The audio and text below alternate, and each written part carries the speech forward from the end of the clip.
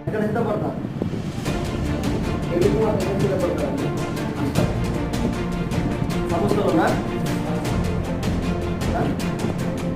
ఆఫీసులోనా, పెద్దకోసులోనా, మెనరైట్లోనా, నజస్లోనా, దేంట్లో దేంట్లో ఉన్నా నీవు కుళ్ళిపోతావు, దేంట్లో ఉన్నావు నువ్వు పగిలిపోతావు, దేంట్లో ఉన్నావు నలిగిపోతావు, దేంట్లో ఉన్నావు ముక్క చెక్కలైపోతావు, విడవబడతావు. సమస్త కల్మషమును వదిలిపెట్టి క్రీస్తు నీకిచ్చిన ప్రత్యక్షతలో నువ్వు సిద్ధపడాలి.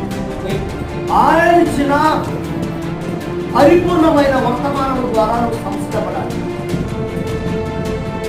అప్పుడు నువ్వు పెళ్లి కుమార్తె వలె సిద్ధపడతావు. సిద్ధపడితేనే నువ్వు సిద్ధపడతావు. సిద్ధపడాలంటే నువ్వు సిద్ధపడాలి.